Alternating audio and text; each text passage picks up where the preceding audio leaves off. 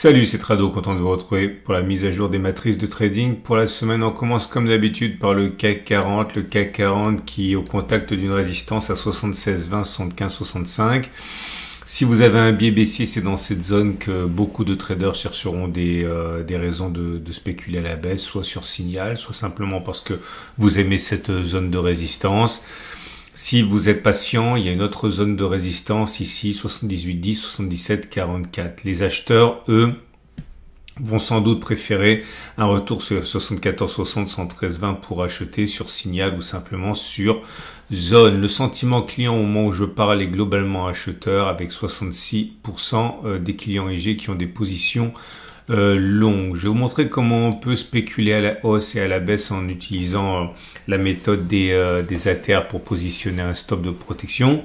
Tout ce que je vais dire est donné à titre purement pédagogique, hein. Ce ne sont pas des conseils.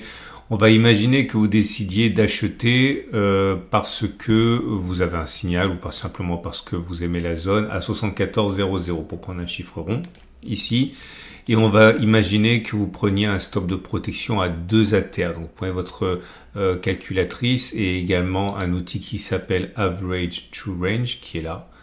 Et vous voyez qu'actuellement l'Average True Range il est à 26. Donc, si vous achetez à 7400 et que vous prenez un stop de protection à 2 ATR, vous allez enlever donc 2 fois la valeur de l'ATR, donc 26 et encore 26, ça vous donne un stop de protection à 73,48. C'est-à-dire que si les cours arrivent à 73,48, 73,48 c'est ici, et bien tout simplement il faut sortir sans demander votre reste en considérant que vous avez perdu le trade. Je vais vous montrer comment vous pouvez utiliser un Turbo 24 pour mettre en application ça. Donc vous avez besoin d'un long, c'est-à-dire que vous spéculez à la hausse.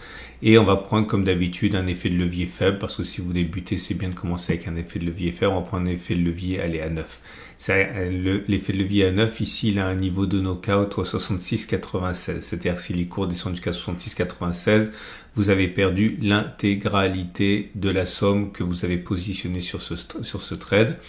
Donc, 66,96, c'est-à-dire que si les cours arrivent là, vous avez tout simplement tout perdu de votre pari. Alors combien? Ça dépend combien vous avez acheté de Turbo 24. On imagine que vous avez acheté 10 Turbo 24. Eh bien, si les cours descendent jusqu'à 66,96, vous aurez perdu 93 €. Mais vous aurez perdu moins puisqu'on a dit que vous allez sortir à 73,48. Visuellement, c'est un dixième, hein. Ici, c'est 93 €. Donc ici, c'est un dixième de 93 €. Donc à peu près 9 €. OK? Bon, bien sûr, vous pouvez miser plus gros si vous voulez, hein, mais au début, la prudence s'impose. Si vous voulez maintenant positionner un trade à la baisse, on va là aussi prendre un exemple. On va dire que vous décidez de rentrer maintenant parce que vous aimez bien le niveau.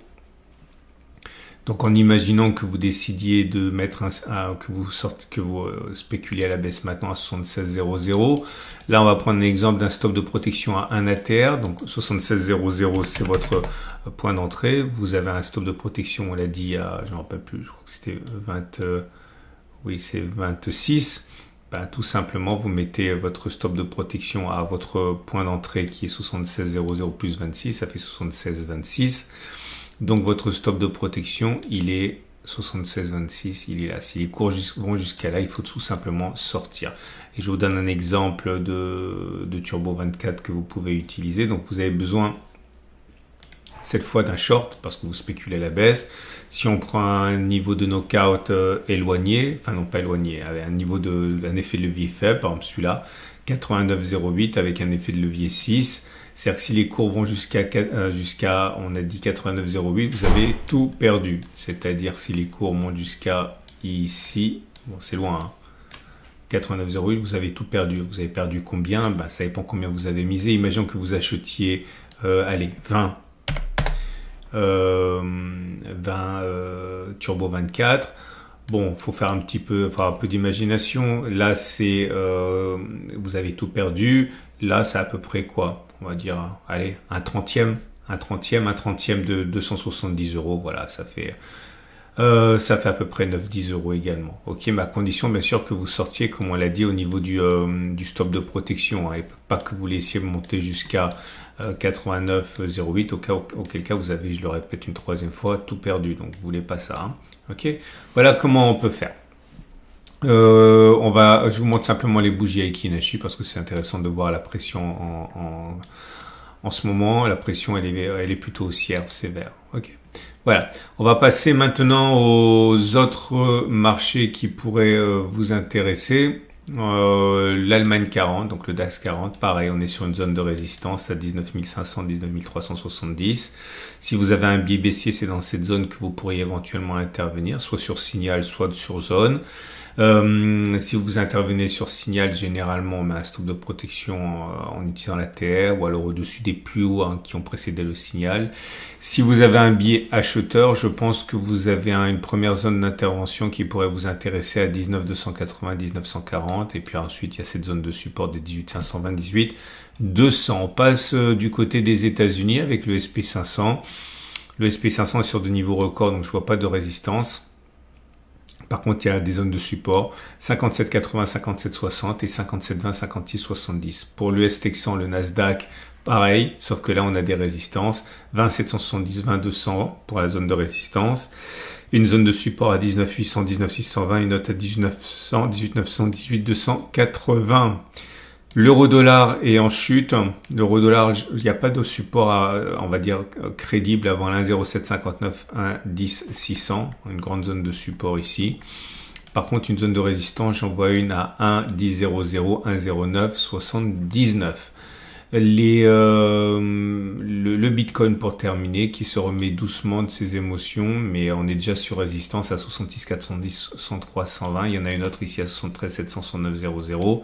Et puis des supports, bon, il y en a plein des petits supports ici, mais il me semble que si on veut un support plus solide, c'est 55 100, 49 400 pour trouver ce support. Mais je répète, si vous voulez vraiment acheter sur support, vous avez cette zone ici qui est possible, c'est compris entre 60 560 et 58 940, mais bon, je me méfie un petit peu de cette zone. Voilà, on a fait le tour. Je vous rappellerai plusieurs choses.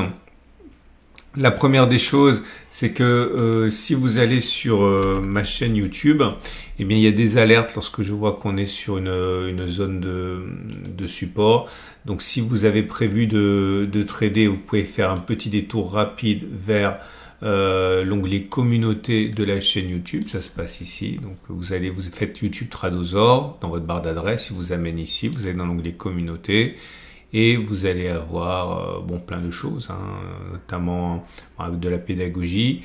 Là, j'avais mis par exemple une alerte sur le Nasdaq, c'était il y a 4 jours. J'ai mis également une alerte, c'était un petit peu plus tôt sur des actions. J'avais mis également une alerte sur l'euro-dollar, etc. Bref, n'hésitez pas, si vous savez que vous allez trader, pensez à regarder si on n'est pas déjà sur une zone d'intervention. Ça vous fera gagner beaucoup de temps. Voilà, excellente journée. Et dernière des choses, si vous ne comprenez pas ce que je dis lorsque je parle de signal d'achat ou signal de vente, vous pouvez regarder les vidéos du CAC 40. Chaque vidéo est assortie d'un signal que vous pouvez ensuite tester, voir si ça correspond à ce que vous recherchez. Mais vous aurez une véritable bibliothèque de signaux que vous pouvez utiliser pour trader. Excellente journée, c'est mis à jour tous les lundis matin. N'hésitez pas à vous abonner pour ne pas louper les mises à jour. Et si vous voulez en savoir davantage sur les Turbo 24 et les CFD avec IG, vous avez un lien juste en dessous de la vidéo pour ouvrir un compte de démonstration. Et puis comme ça, vous verrez également l'état du consensus, ça peut être utile. À lundi prochain pour la mise à jour.